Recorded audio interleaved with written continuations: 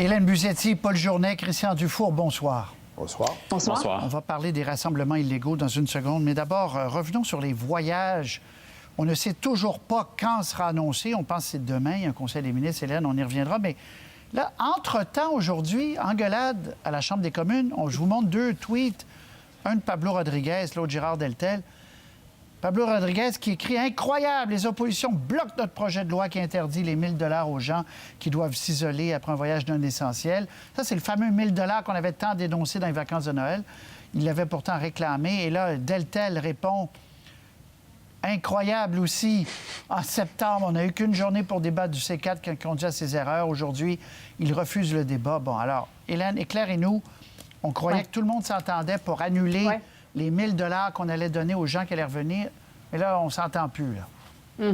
Bien, sur le plan de l'image, je pense que ça fait mal paraître les partis d'opposition parce qu'ils ont l'air de mettre des grains de sable dans l'engrenage alors que tout le monde s'entendait que c'était une faille qu'il fallait colmater. Mais sur le fond, il faut quand même reconnaître que ce qui s'est passé aujourd'hui, donc les partis d'opposition ont refusé de donner leur consentement pour que le projet de loi qui aurait réglé le problème soit adopté dans une même journée. Donc, on escamote tout le processus parlementaire.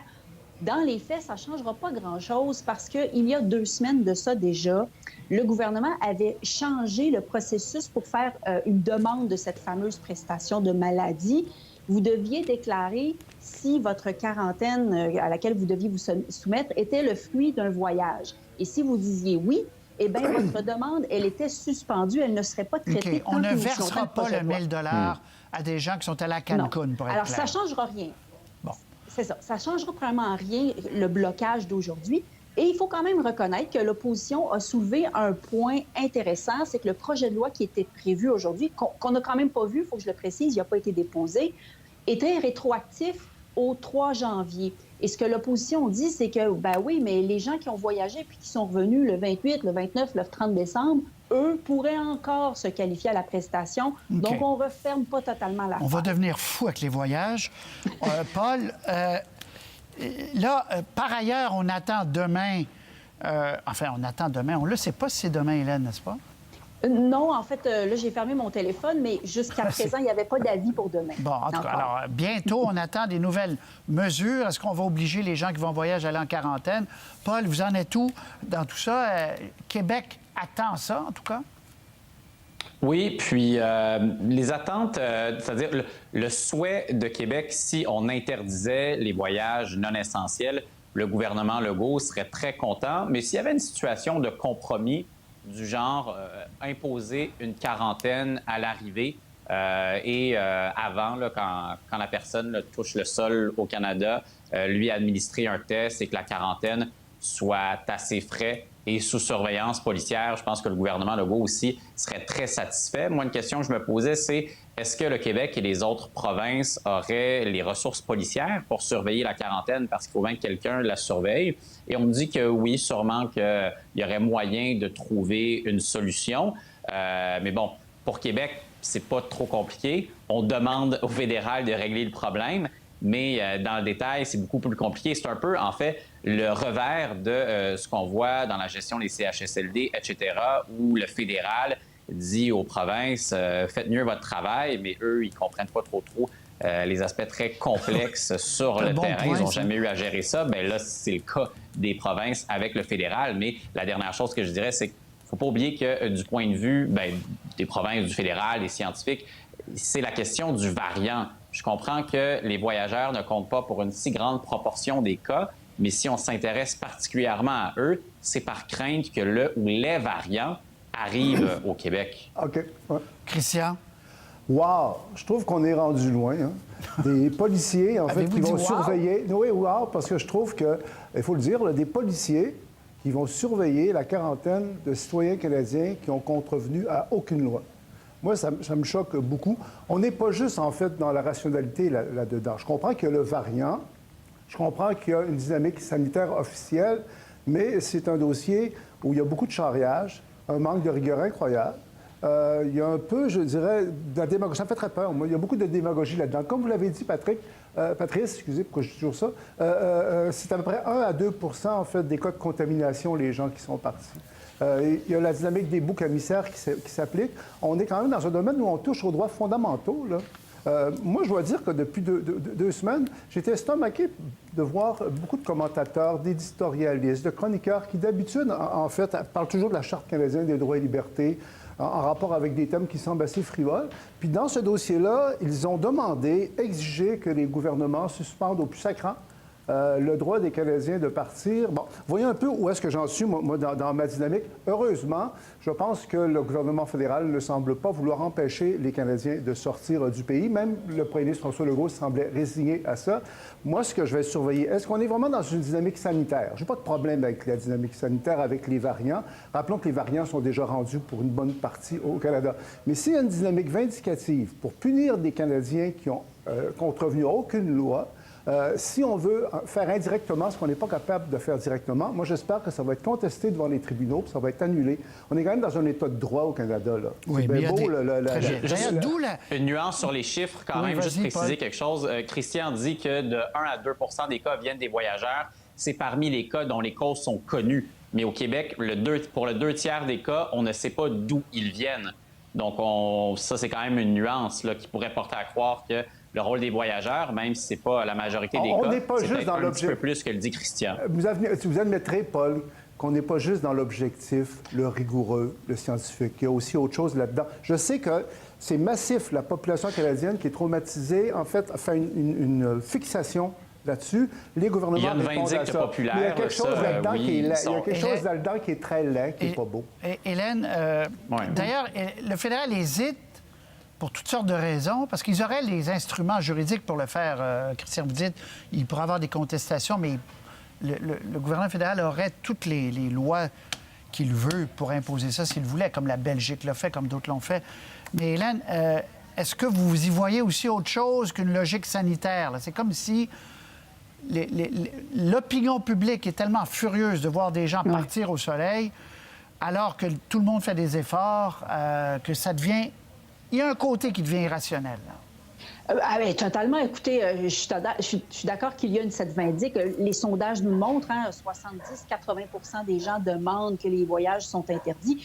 On a reçu des courriels de lecteurs, nous, qui nous disaient « Pourquoi mettons pas un bracelet GPS aux voyageurs à leur retour? Comme ça, on pourrait s'assurer qu'ils ne transgressent pas leur quarantaine. » Ça vous donne une idée de où sont rendues certaines personnes. Ils sont fâchés des limitations qu'ils vivent en ce moment. Okay. Ils sont furieux. Mais il faut comprendre que ce 1 ou 2 là, dont on parlait tout à l'heure, c'est ce qui explique pourquoi Ottawa a tant tardé à agir là-dessus, parce que ce qu'on leur dit, c'est que les efforts à déployer pour soit empêcher les voyageurs de partir ou alors de les contrôler à leur retour serait peut-être démesuré par rapport aux gains sanitaires qui en seraient retirés. Quand vous dites ce qu'on leur dit, c'est la santé publique canadienne. Oui, c'est ça. C'est ce qu'on nous aurait dit. Voilà. Bon, autre chose qui a choqué en fin de semaine, parlant de vagues de colère, c'est ces rassemblements illégaux chez les Juifs hassidiques à Outremont, à Montréal. Je vous fais entendre le porte-parole qui, il y a 1h30, est venu s'expliquer en disant... Dans le fond, les règles n'étaient pas claires, dit-il. On écoute. Comme j'ai dit hier, nous sommes tous poussés dans un coin. C'est un jour triste ici au Québec quand nous devrons expliquer pourquoi le droit d'acheter d'alcool, de cannabis est plus protégé que le droit de prier de façon sécuritaire. Donc, nous sommes en discussion avec nos avocats. On a le courriel qu'a envoyé la santé publique en disant on s'excuse parce qu'on avait peut-être effectivement permis 10 personnes par local à une même adresse dans ces lieux et non pas 10 personnes pour une adresse. Là, c'est 10 personnes pour une adresse. Bref, beaucoup de gens de la communauté hassidique ont pris ça comme prétexte en disant bien, voici pourquoi on a dérogé. Mais depuis le début, il faut quand même le dire, Paul Journet, il y a une réticence chez cette communauté à respecter les règles. Ça, c'est le courriel de Mylène Drouin. Ils disent sincèrement, pour le va-et-vient des dernières 48 heures, 10, pas 10. Là, c'est 10, c'est clair. Paul? Bien, écoutez, c'est une chose de dire que dans le détail, les règles étaient peut-être pas claires, mais est-ce que ça justifie de traiter les policiers de nazis puis de les harceler? Non, on voit que le problème est beaucoup plus profond. Tous les efforts pour combattre la pandémie, au fond, on peut dire qu'ils dépendent de deux choses. Un, une confiance minimale dans la science. Deux, un sens du collectif, qu'on se tient serrés ensemble, solidaires, et on comprend que c'est un moment difficile à traverser puis qu'il faut qu'on fasse des efforts pour protéger les plus vulnérables. Et je pense que ces deux choses-là manquent complètement. Et il y a une responsabilité des leaders de la communauté d'expliquer que la COVID, en ce moment, c'est grave dans les hôpitaux, puis que les normes, elles sont pas du tout... c'est pas des communautés religieuses en particulier, c'est pas des normes intolérantes. Et donc, je pense qu'il y a vraiment un gros échec et une profonde exaspération très justifiée de la part du SPVM par rapport à ça. Et le SPVM, le grand patron, a dit ce matin, c'est inacceptable de traiter des policiers de nazis alors qu'ils font leur travail. Il faut quand même revenir sur Terre. Faut arrêter. C'est stupide et inacceptable. Oui, voilà. Christian Dufour. Bien, même dans une situation normale, les relations avec cette communauté-là sont difficiles. Bon, on est en face, en fait, d'une secte juive qui est radicale. Ce ne sont pas tous les Juifs qui sont comme ça. Et en fin de semaine, d'après les informations que j'ai recueillies, c'est une frange radicale, de la secte radicale, qui s'est exprimée. On touche à quelque chose de très délicat. On n'est pas dans le rationnel, on est dans l'irrationnel. On voit qu'hier, il y a un représentant qui disait « Pour nous, c'est impossible de ne pas prier, c'est pas négociable de prier ». Donc, il y a une forme d'extrémisme là-dedans. En même temps, dès qu'on touche au phénomène juif, il y a toujours le souvenir de l'Holocauste. Donc, tout ça est très, très délicat et empiré par la pandémie. C'est vrai que de traiter les policiers de juifs, c'est pas correct. Ce qu'il faut espérer, c'est que ça se calme, ça se calme, ça se calme. Mais c'est un autre exemple. Vous savez, même dans la situation normale, il y a des gens, il y a des communautés qui sont plus ou moins fonctionnelles. Fait qu'imaginez ce que ça devient dans le contexte actuel. Oui, Hélène, un petit mot. Oui, fondamentalement, c'est cette priorité absolue donnée aux faits religieux qui est agaçant là-dedans. J'écoutais le commentaire du porte-parole, le sophisme absolu de parler de marijuana, d'alcool et de religion là-dedans. Lorsqu'on va acheter de l'alcool, la dernière fois que je suis allée, on fait la file et on rentre un après l'autre. On n'est pas en troupeau. Alors, il y a comme un refus de reconnaître que la religion doit être soumise, elle aussi, à ses règles sanitaires en cette situation absolument exceptionnelle. Et c'est agaçant de voir que la communauté refuse de reconnaître quelque chose d'aussi de base que ça. Là. Oui, oui, c'est ça. C'est le refus des règles du jeu collectif autour d'eux. C'est comme si ça n'existait pas dans ce cas-ci, parce qu'à 8 heures, depuis 2 semaines, à 8 heures, on me dit que c'est arrêté, mais on faisait aller les klaxons puis les sirènes à 8 heures pour protester contre le couvre-feu là-bas. Donc, il y a quand même des voisins qui n'étaient pas contents aussi. Ça montre qu'il y a encore beaucoup de travail à faire, effectivement, Paul, pour établir des ponts. Mais peut-on le faire? On fait déjà des efforts pour rétablir des ponts. Il y a plusieurs efforts qui sont faits dans les dernières années, mais on vient tous collectivement de reculer parce que l'impression que ça donne, c'est que soit que la communauté ne comprend pas qu'elle est en train de faire payer le prix au reste de la société ou qu'elle le sait et qu'elle s'en fout parce qu'elle croit que sa pratique religieuse domine sur toutes les autres considérations. Christian, en conclusion, rapidement. Oui, je ne voudrais pas trop focaliser sur la communauté juive. Partout dans le monde, le cataclysme qu'on vit crée des situations qu'on n'aurait jamais pu imaginer.